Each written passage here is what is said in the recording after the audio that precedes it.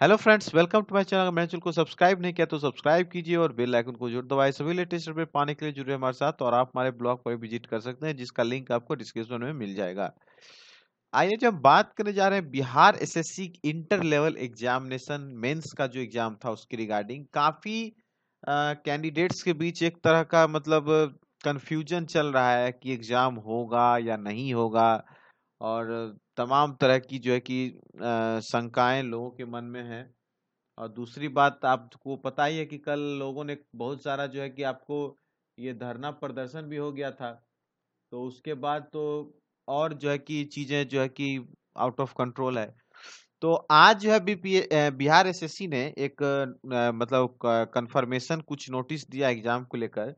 वो भी बहुत ज्यादा जो कंफ्यूजिंग है, क्यों है वो तो आपको बताएंगे।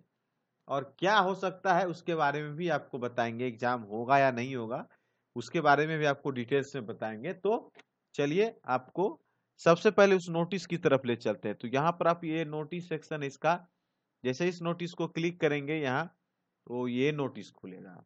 और ये नोटिस जो है कि सेकेंड नोटिस है। फर्स्ट नोटिस क्या था वो भी आपको हम बता देंगे। सबसे पहले इस नोटिस को देख लीजिए आप कि आयोग के आवश्यक सूचना ज्ञापांक ज्ञापांक जो है कि 2999 जो दिनांक 7/12/2012 द्वारा विज्ञापन संख्या इतना जो फर्स्ट इंटर लेवल एग्जामिनेशन 2014 की दिनांक 13/12 को निर्धारित मुख्य परीक्षा के स्थगन के संबंध में सूचना आयोग के वेबसाइट पर प्रदर्शित की गई थी। उक्त परीक्षा से संबंधित मामला माननीय उच्च न्यायालय पटना में विचाराधीन है। अतएव दिनांक 13/12 को आयोजित होने वाली मुख्य परीक्षा के स्थगन संबंधी सूचना को रद्द किया जाता है। अभ्यर्थियों को निर्देश दिया जाता है कि अद्यतन सूचना हेतु आयोग की वेबसाइट पर जो है कि सतत अवलोकन करते रहेंगे।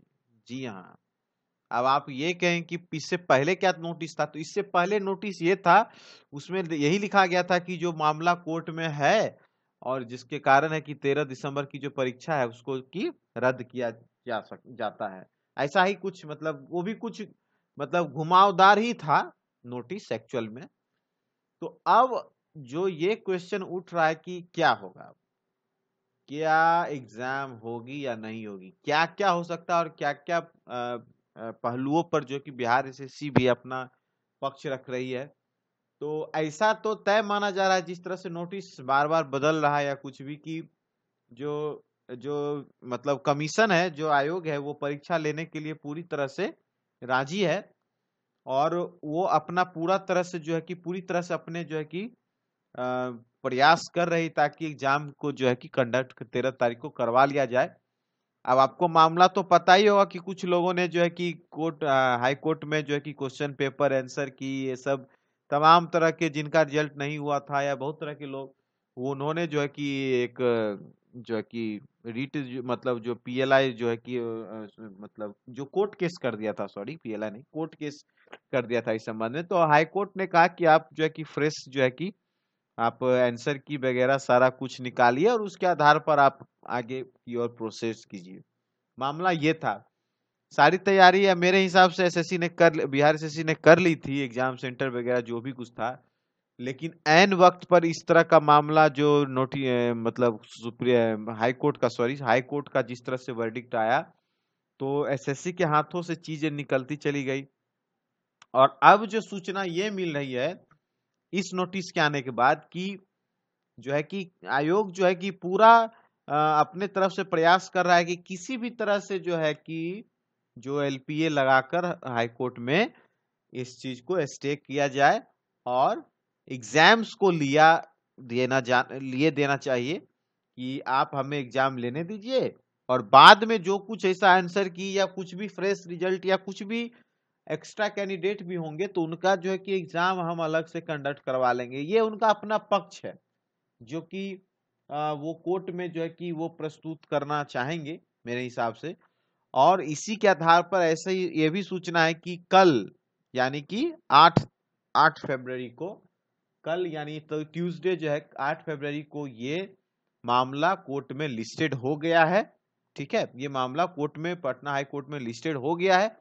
और संभवतः कल आपको एग्जैक्टली क्या होना है नहीं होना है कल क्लियर हो जाएगा। अगर एग्जाम होगा तो आप मान के चलिए कि लेटेस्ट आपका शाम तक, इवनिंग तक में आपको जो है कि एडमिट कार्ड उपलब्ध करवा दिए जाएंगे। और अगर ऐसा नहीं होता है, चीजें एसएससी के फेवर में नहीं होती हैं, तो उस केस में सीधा सीधा जो है कि बिहार एसएससी ऐसा नोटिस दे देगी कि एनी हाउ जो है कि परीक्षा को स्थगित किया जाता है आगे, मतलब आगे के लिए। ये जो गोल जलेबी की तरह ये जो रिप्लाई है, ये इस तरह का रिप्लाई आपको संभवतः नहीं मिलेगा। ठीक है, तो ये पूरा मामला चल रहा है। अब सवाल है कि बहुत सारे लोग जो बाहर से ट्रेवल करके एग्जाम देने के लिए आ रहे हैं, उनका क्या होगा।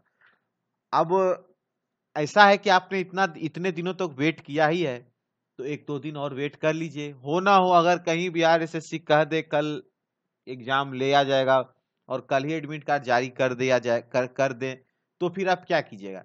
थोड़ा सा वेट कर लीजिए, क्योंकि ये मैटर बिल्कुल जो है कि अपने आप में समझ से बाहर है। आखिर ये करना क्या चाहते हैं, इनके मन में क्या चल रहा है, कुछ पता नहीं चल रहा है। तो थोड़ा सा वेट आपको करना चाहिए। ऐसा मतलब नॉर्मली जो ये सिचुएशन पूरा लग रहा है, क्योंकि कोर्ट का मैटर है, तो बहुत सारे लोग ये भी कहते थे कि कोर्ट का मैटर है तो पेंडिंग हो जाएगा, ये इतना जल्दी नहीं होगा ये कुछ। लेकिन ऐसा नहीं है एक्चुअली में। ये सरकार की तरफ से चीजें जब होती है तो वो थोड़ा सा प्रायोरिटी के बेसिस पर उनको रखा जाता है। वो भी लिस्टेड को भी, कोई भी कोर्ट भी लिस्टेड होती है, कोई भी केस, तो उसकी क्या प्रायोरिटी है, उसकी कितनी गंभीरता है, उस पर भी ध्यान दिया जाता है। तो इसीलिए इस तरह की मैटर्स को जो है कि कल जो है कि सब्जुडिस किया गया है। ठीक है, और संभवतः आपको कल कुछ इंफॉर्मेशन क्लियर कट मिल जाएगा कि एग्जाम होगा या नहीं होगा। क्योंकि कल हो जाएगा आपको ट्यूसडे, एग्जाम होना है संडे को, 13 तारीख को। तो आपके पास वक्त ज्यादा नहीं बचेगा। तो देखिए अब क्या होता है। अब तो बहुत मतलब अपने आप में बहुत ही एक अलग तरह का सिचुएशन है। लेकिन जो लोग तैयारी वगैरह कर रहे हैं, उनको लगता है उनको तैयारी करते रहना चाहिए, उनको तैयारी स्किप नहीं करना चाहिए। जो जो लोग जिस बेस में चल रहे हैं, जिस गति से चल रहे हैं, वो चलते रहें। एक दो दिन की बात है, देख लेंगे। अगर हो गया तो ठीक है, अदरवाइज जो होगा देखा जाएगा। ठीक है, तो यही स्पेशल जो आपका वीडियो में बताने और समझाने के लिए वीडियो स्पेशली मैं आपको बताया था, क्योंकि तमाम तरह के कमेंट्स आ रहे हैं, तमाम तरह की चीजें हो रही है, तो उस पर एक क्लियर कट मेरे हिसाब से एक होना चाहिए था। तो मैंने आपको इस वीडियो में क्लियर कर दिया। ठीक है, तो बस इस वीडियो में इतना ही था। वीडियो अगर अच्छा लगा तो लाइक कीजिएगा, शेयर कीजिएगा, और मेरे चैनल को सब्सक्राइब नहीं किया तो सब्सक्राइब भी कीजिए। जो भी इंफॉर्मेशन होगा आगे, वो आपके साथ मैं साझा करूंगा अगले वीडियो में। ठीक है, मिलते हैं फिर किसी और वीडियो में। तब तक के लिए thanks for watching and best of luck.